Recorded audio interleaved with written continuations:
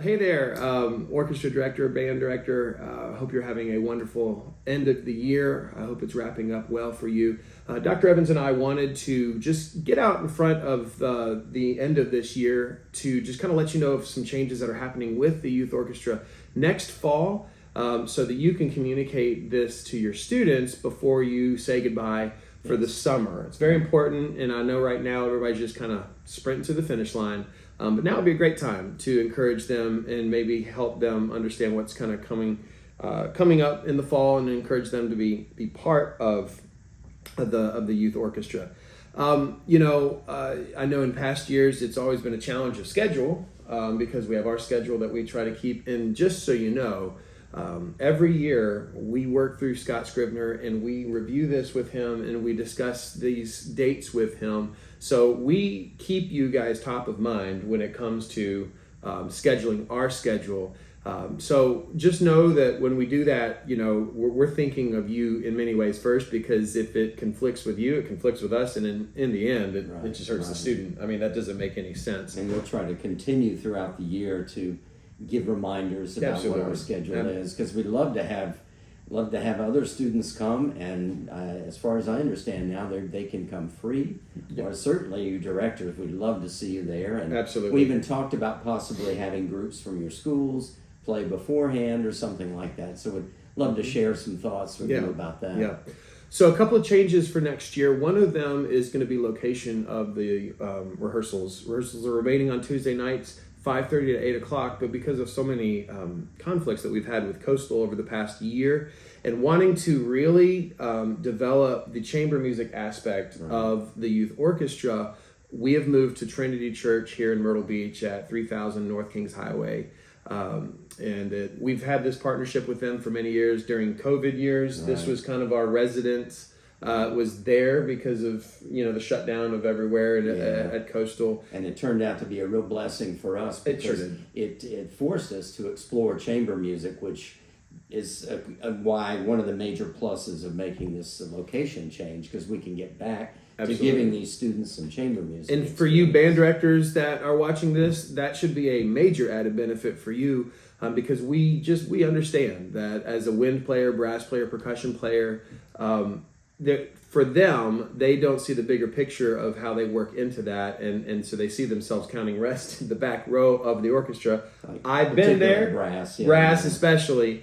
That's why we're really trying to branch out and make this multifaceted for them, so they don't feel like they're just showing up, counting rest, staring at the back of viola heads for an entire rehearsal. They understand they're going to be working with professionals, and they're going to be having opportunities to do some chamber music as well, which hopefully is going to be more exciting for them.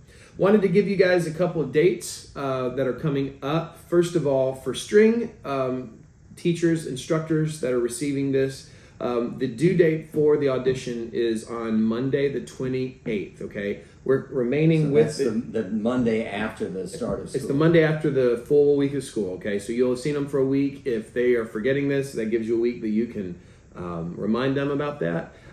So the 28th, and we're doing this virtually just like we've done in the past 2 years really. If they've been part of the youth orchestra, they know to send it through the band app. If they're new to the youth orchestra, whatever drive that they use for online, whether it's Dropbox or Google Drive or whatever that might be, they just need to send us a link to their video that they've uploaded to their personal drive. And by the way, they're receiving a video like this one that kind of explains a lot of this. Yeah. They do need to register on the Long Bay Symphony website. You'll get that as well in this email, how they can register. But that's important as well, because just because some of them think that because they've done it for years, they don't need to actually register. We do need to have registration for updated information and things like that. So that the first rehearsal is going to be on Tuesday, September 5th. Okay, and that's just for strings. And that is just for strings. We're not actually adding winds and brass. If you remember, band directors, a couple of years ago, we just decided we're going to spend pretty much the bulk of the fall working with just strings and add almost a chamber contingency of winds and brass at the tail end. That's something that maybe takes 3 or so rehearsals to put together, so that we don't compete, so that we're not running into schedules with marching band or anything like that, and they can be part part of that and not have to choose or have to be frustrated with any scheduling conflicts. September 5th. And another thing that's coming up, where we're trying to work out, will be on September 6th, that Wednesday night. We're trying to work the details out, right. But they've been invited to play at the Pelicans Stadium national anthem before the game. Right, and we hope to have, we've got it set up to have sort of a, beginning of the year party at the beach area. Yeah. Someone has sponsored that for us. We have a symphony sponsor that's sponsoring that whole event, and so it's going to be no cost to the students to be able to be part of that. A couple of dates that you need to keep in mind next year are the concert dates. We tried to figure out where we could fit the concert in the fall around Thanksgiving, but it seems like Thanksgiving's earlier this year. And so what we're doing is we're going with February 29th. November 29th for that date, November 29th. That would be the Wednesday after Thanksgiving. And that's soon enough that we hope we're not going to be conflicting with any holiday concerts or anything like that. The winter concert typically is in the right smack in the middle of February. Well, that happens to be Valentine's Day this year. And so we're actually moving that a week later to February 21st.